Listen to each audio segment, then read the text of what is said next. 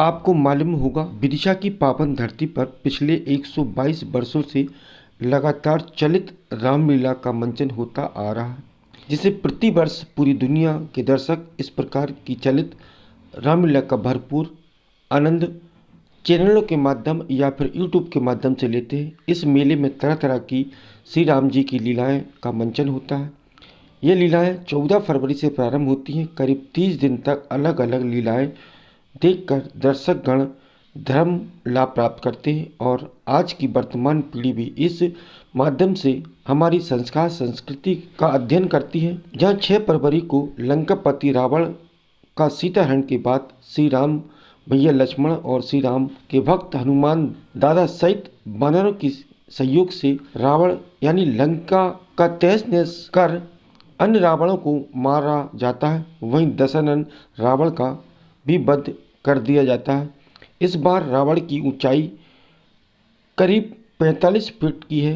रावण बनाने वाले कारीगर द्वारा इस संबंध में विस्तार से जानकारी दी गई। वहीं उन्होंने बताया कि इस बार रावण की आंखों से आग निकलेगी। वहीं रामलीला मेला समिति के सदस्य मनोज शास्त्री और रावण बनाने वाले कारीगर से हुई चर्चा आप भी सुने और हमारे चैनल को देखते रहें और सब्सक्राइबर्स करें। विदिशा से खबर रोज नई खोज के साथ कमल रैकवार की रिपोर्ट।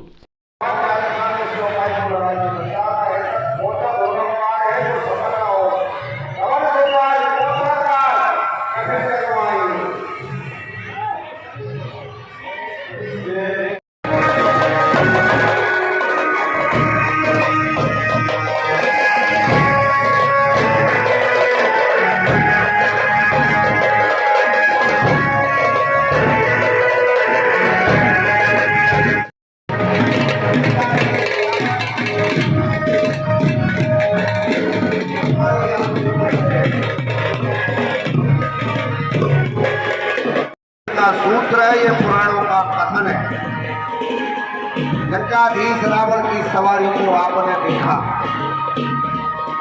मंत्रणाएं चल रही हैं, चर्चा। इसका नाम है सिंदूर नाथ।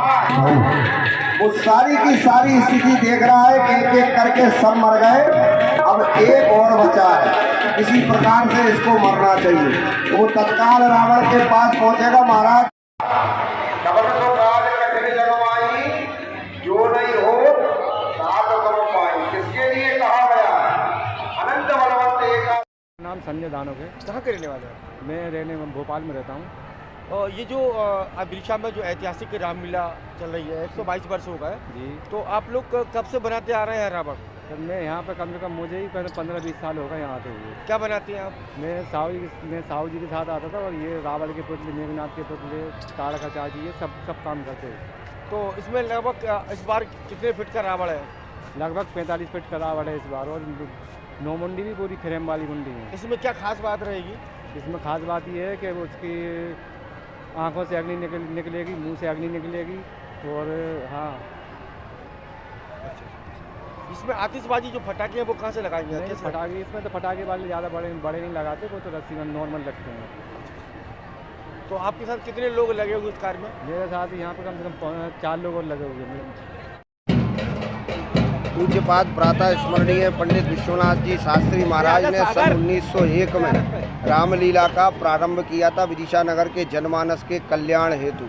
आज 123वें वर्ष में वो रामलीला चल रही है। उनका आशीर्वाद और बरस तस्त संपूर्ण विदिशा नगर निवासियों को ये प्रसाद के रूप में प्राप्त हुआ है, जिसमें मर्यादा पुरुषोत्तम भगवान की राम की लीलाएं 1 मास तक रामलीला के पावन प्रांगण में होती हैं, जिसके द्वारा दिव्य शिक्षाएं जनमानस के लिए रामलीला के माध्यम से प्राप्त होती हैं, जिससे जगत का कल्याण हो। ये भावना पूज्यपाद प्रातः स्मरणीय पंडित विश्वनाथ जी शास्त्री महाराज की थी। उसी परंपरा का निर्वहन करते हुए उनके चिरंजीव पंडित चंद्रशेखर जी शास्त्री महाराज, उनके चिरंजीव पंडित चंद्रमौली जी मिश्र शास्त्री महाराज अपने कर्तव्य का पूर्ण रूपेण निर्वहन करते रहे। वर्तमान में प्रधान संचालक के रूप में पंडित चंद्रकिशोर जी मिश्र शास्त्री ये तो हैं ही, लेकिन इनके साथ साथ विदिशा नगर के ऐसे लोग जो 4-4, 5-5 पीढ़ियों से सपरिवार इस रामलीला से जुड़े हुए। मंचन और कल क्या मंचन होगा उसके बारे में कल चलेगा। आज नारायणतक वध की लीला है। नारायणतक रावण के कुल में बचा हुआ आखिरी राक्षस था।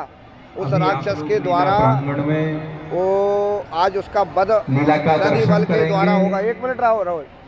रति बल के द्वारा उसका वध होगा और कल इसी रामलीला के पावन प्रांगण में आप मर्यादा पुरुषोत्तम भगवान राम के द्वारा निशाचर रावण का वध लीला प्रांगण में देखेंगे।